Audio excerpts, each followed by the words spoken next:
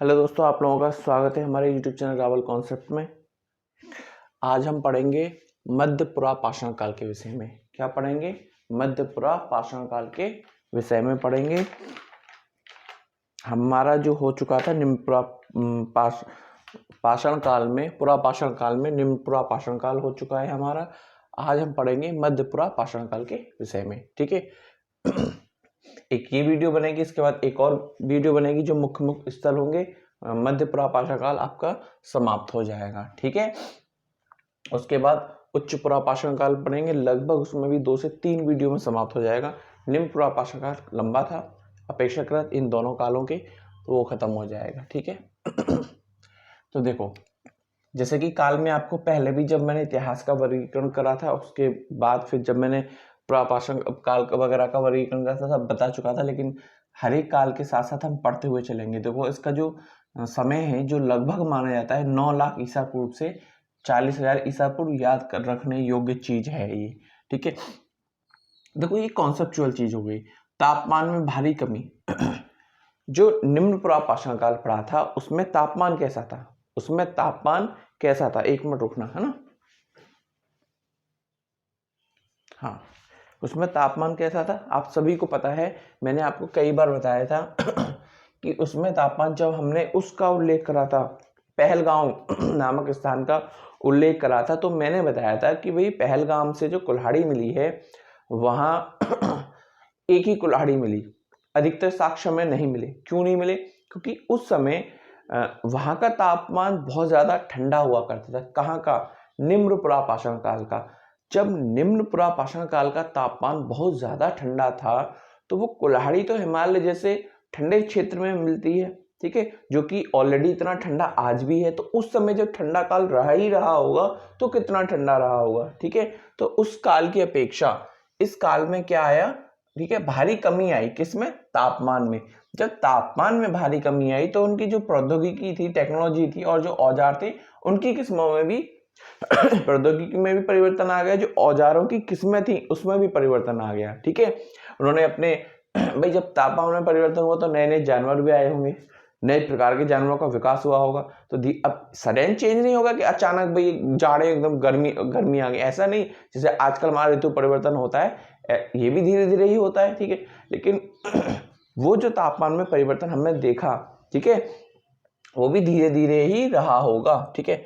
तो जब तापमान में परिवर्तन हुआ तो प्रौद्योगिकी में भी परिवर्तन हुआ और औजारों में भी परिवर्तन हुआ। ठीक है। उनकी सुविधा के अनुसार, उन्होंने अपनी सुविधा के अनुसार ही तो चेंजेस करे होंगे। जैसे कि आज हम जो जरूरत के अनुसार हम चेंजेस करते हैं। ठीक है। आविष्कार क्या होता है? ठीक है, जरूरत से ही तो आविष्कार होता है। ठीक है। देखो, अब देखो इस मध्यपुरा पाषाण काल के बारे में जब मैं पढ़ा रहा हूं तो ये बात जान लेना बहुत ज्यादा जरूरी है कि पहले पुरा पाषाण काल को केवल 2 कालखंडों में बांटा गया था। निम्नपुरा पाषाण काल जो हम पढ़ चुके हैं, और उच्चपुरा पाषाण काल। मध्यपुरा पाषाण काल नहीं पढ़ा गया था। ठीक है। लेकिन जब आगे इसकी प्रागैतिहासिक उसके कालों के बारे में स्टडी चल रही थी, तो हमें महाराष्ट्र के, मैंने आपको बताया था एक स्थान का मैंने उल्लेख भी करा है, ये रहा महाराष्ट्र के नेवासा नामक नाम पर, ठीक है, कुछ अलग प्रकार के औजार हमें प्राप्त हुए जो कि ना तो निम्नपुरा पाषाण काल के समय जैसे लगते थे और ना उच्चपुरा पाषाण काल के। ठीक है। उनकी जो बनावट थी, उनका जो तरीका था वो अलग प्रकार का था, जैसे एक अलग अलग सभ्यता के हों। ठीक है। तो उसी आधार पर हमने, जब यहाँ पर से हमें जो औजार प्राप्त हुए उस आधार पर हमने इसका नाम क्या रखा? मध्यपुरा पाषाण काल। निम्न और उच्च पाषाण काल के बीच का काल। ठीक है। तो ये क्या था? ये कब निर्धारित हुआ? 1960 वाले दशक से पूर्व तक। ठीक है। मध्यपुरा पाषाण काल की अलग पहचान नहीं थी। ठीक है। महाराष्ट्र में नेवासा में भी चिरकी में उद्योग और निवास के साक्ष्य मिले। ठीक है। किस किस के चिरकी में? उद्योगों के साक्ष्य मिले और निवास के साथ साक्ष्य मिले।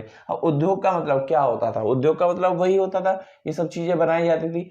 ठीक है। औजार हथियार वगैरह बनाए जाते थे। ठीक है। और कोई बिजनेस थोड़ा चला रहे थे वो वहां पर बैठ के। तो उद्योग के साक्ष्य मिले और किसके साक्ष्य मिले? निवास के, भैया वहां पर वो निवास भी करते थे। कहां पर? निवासा के चिरकी में। ठीक है। अब निवासा में विशिष्ट पहचान देने वाले निवासा में, स्पेसिफिक चिरकी में नहीं, निवासा में, ठीक है, निवासा में विशिष्ट पहचान देने वाले उच्च कोटि के औजार मिले। भाई इस काल को हमने औजारों के आधार पर ही तो बांटा है, ठीक है।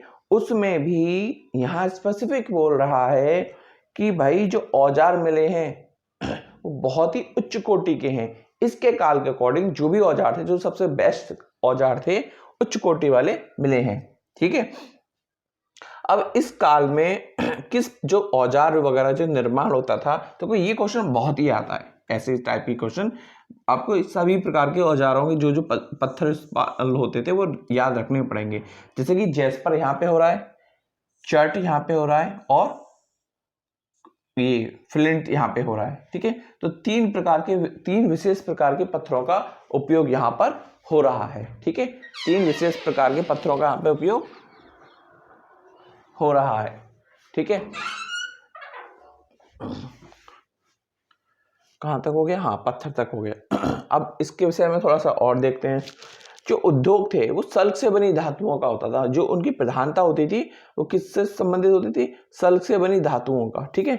फल्क, भेदनी, छेदनी और खुरचनी इस समय के विशेष प्रकार के औजार थे, ठीक है। तो मुख्य रूप से जो औजार मिले हैं किस किस कौन कौन से थे? फल्क थे, भेदनी, छेदनी और खुरचनी, ठीक है।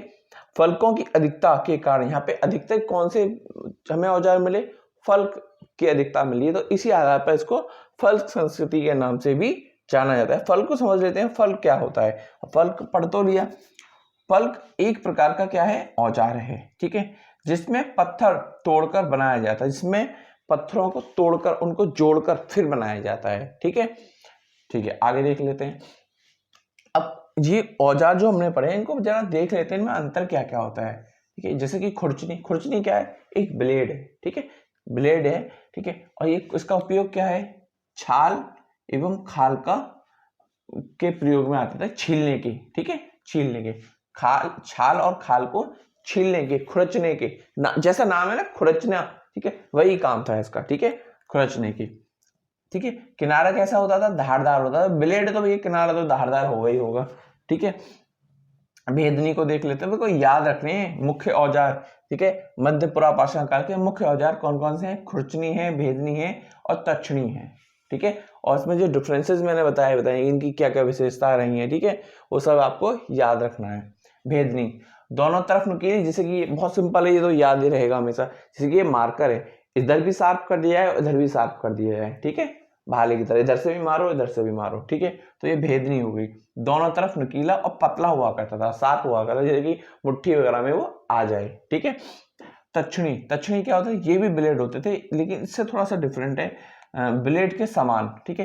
किनारा दो तलों के मिलने से, भाई दो तले ले लिया करते थे ब्लेडों के, उनको ऐसे मिला के तब बनाते थे, इधर से भी शार्प और इधर से भी शार्प। एक पहले तला लेके उसको घिस लिया, दूसरा तला लेके उसको घिस लिया, उन दोनों को मिला के उसको बांध दिया करते थे, ठीक है। साइज इस तरह का होगा और उसको बांध के भैया ये तक्षणी बन गई, ठीक है।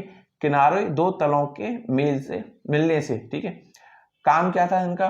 सॉरी, काम करने वाले जो हिस्से थे उनके विशेष रूप से बताया गया है, ठीक है। तक्षणी के विषय में विशेष रूप से बताया गया है उसके काम करने वाले हिस्सों के बारे में। काम करने वाले हिस्सों की लंबाई, ठीक है, 2 से 3 सेंटीमीटर से अधिक नहीं होती थी, ठीक है। और साथ में हम बता दें, जो इस प्रकार के जो औजार प्राप्त हुए, जितने भी, मैं डायरेक्ट यही लिखता हूं, इस काल के जो औजार हमें वो प्राप्त हुए उनको माइक्रोलिथ के नाम से भी जानते हैं, माइक्रोलिथ के नाम से भी जानते हैं, ठीक है। माइक्रोलिथ प्रकार के औजार किस काल में प्रयोग हुआ करते थे? मध्य पुरापाषाण काल में प्रयोग हुआ करते थे, ठीक है। यहां तक हो गया। इनकी लंबाई क्या बताई? जो मुख्य रूप से मान के चलो कोई भी तक्षणी है तो इसका जितना भी एरिया है वो तो सब होल्ड करने वाला, पकड़ने, मजबूती बनाने के लिए, लेकिन जो उपयोग करा जाता था, मोस्टली उपयोग किया जाता था, तो वो उसकी जो लंबाई होती थी वो कितनी होती थी?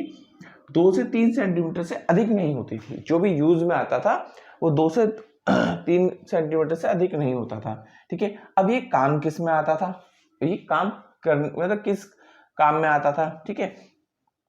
इसकी ये काम आता था नक्काशी के, नक्काशी के मतलब नक्काशी का मतलब किनारा दो तलों के मेल से। अच्छा, इसका मतलब वो नहीं है जो मैंने अभी हाल में बताया आपका, ये जैसे कि तीर हुआ करते थे ना, तीर, ठीक है, एक किनारा ये हो गया और एक किनारा ये हो गया, ठीक है, दो किनारों के मेल से, किनारा दो तलों के मेल से बनता था, दो तले हैं, एक इधर वाला एक इधर वाला, ठीक है, दो तलों के मेल से मान के चलो आपका हो गया तीर हो गया, और तीर को लेकर हम हाथ में होल्ड करके उसका क्या करें, उससे कहीं पर नक्काशी वगैरह करें, ठीक है, तो ये हो गया दक्षिणी, ठीक है।